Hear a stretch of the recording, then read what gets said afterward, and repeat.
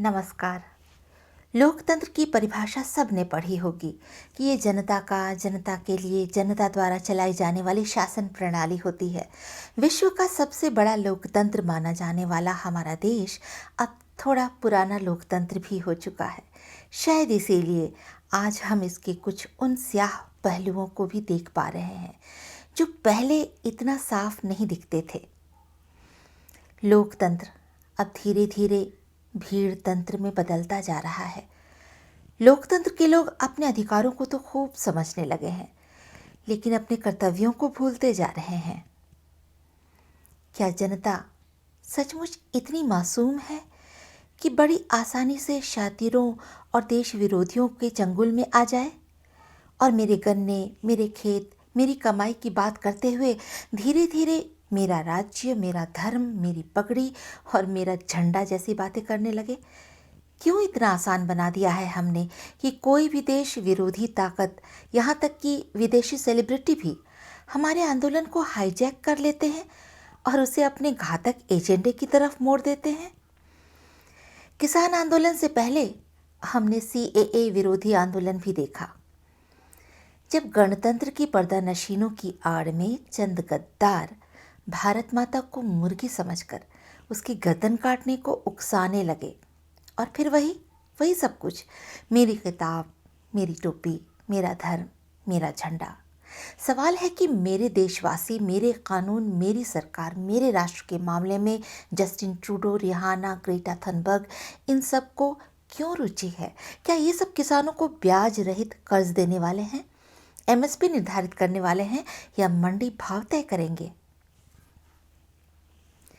खालिस्तान का सपना दिखाने वाले गड़े मुर्दे इन खेतों में से कैसे पैदा हुए? क्या किसानों ने इन्हें बोया था?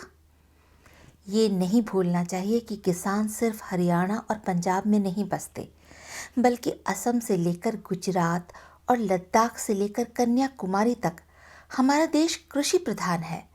और कृषक वो सच्चा देशभक्त होता है जो असल में अपने देश की मिट्टी की कीमत पहचानता है। इसीलिए किसान कभी देश विरोधी हो ही नहीं सकता। तो ये कौन है जो कृषक धर्म का नाश कर धार्मिक उन्माद फैलाते हैं? देश के टुकड़े चाहने वाले आस्तीन के सांप होते हैं जो मौका पाते ही डस लेते हैं। ये वो गिद्ध हैं जो लाशें गिरने के इंतजार में मंडराते रहते हैं ताकि गिरते ही नोच कर खा सके। पहचानना तो पड़ेगा, जब कश्मीर की समस्या एक हद तक समाप्त हो गई तो भारत के दुश्मनों को फिर से खालिस्तान की ज़रूरत महसूस होने लगी। मेरी तरह करोड़ों भारतवासियों के मन में एक सवाल तो है कि खालिस्तान आखिर है क्या? उसकी ज़रूरत किसे है और क्यों है? एक, क्या पंजाब भारत का पिछड़ा प्रदेश है जहां 74 सालों से सरकारें ध्यान नहीं दे रही? नहीं, पंजाब तो हमारे देश के चंद सबसे विकसित राज्यों में से है। दो, क्या पंजाबी भाषा या संस्कृति या सिख पंथ का भारत में अनादर किया जाता रहा है? नहीं, पंजाबी भाषा, संस्कृति, खान पान और गुरुओं का भारत में क्या विश्व भर में सम्मान होता है? पंजाबियत भारतीयता का ही एक नमूना है। पूरी दुनिया के लोग पंजाबी संस्कृति को भारतीयता की पहचान समझते हैं। तीन, क्या खालिस्तान में सिर्फ भारतीय हिस्से वाले पंजाब की ज़रूरत है? आधा पंजाब जो पाकिस्तान में है वो नहीं चाहिए? वहाँ आज़ादी के बाद से ही सिखों पर अत्याचार हो रहे हैं, भगाए जा रहे हैं, मारे जा रहे हैं। तो मेरे कनाडा वाले भाई पाकिस्तान में हिस्सा क्यों नहीं मांगते?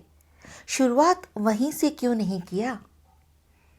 नफरत और फूट डालने वालों से पूछना तो बनता है कि हमारे गुरु गोविंद सिंह जी ने सनातन धर्म की रक्षा के लिए धर्म रक्षकों की खालसा सेना बनाई थी और लाखों हिंदू घरों ने अपने बेटों को इस सेवा में अर्पित किया था। तो अलग धर्म कैसे हो गए भाई? आप और आपके गुरु सब इसी मिट्टी के तो हैं। ये पगड़ी, दाढ़ी, मूछ और कृपाण सब एक पहचान के लिए थी कि वो रहा हमारा धर्म रक्षक। यही धर्म रक्षक आज़ादी के बाद हमारे देश के रक्षक बने। सेना में आपका शौर्य हमें गौरवान्वित करता है। खेतों में हरित क्रांति भी आप ही लेकर आए। फिर भारत से कैसी नफरत। चलो, थोड़ी देर के लिए मान भी लिया, खालिस्तान एक देश बन गया। तो क्या बिना भारत के सहयोग के जी लोगे, निभा लोगे? यूपी, हिमाचल, हरियाणा, बंगाल, आंध्र, किसी की जरूरत नहीं पड़ेगी। भोजन, कपड़ा, पानी, मशीन, दवा, रक्षा सब खुद ही कर लोगे, या भिखमंगे पाकिस्तान के रहम पर जियोगे? अंत में 100 बात की एक बात, मेरे भाई, खालिस्तान क्यों मांग रहे हो जबकि हिंदुस्तान तुम्हारा है?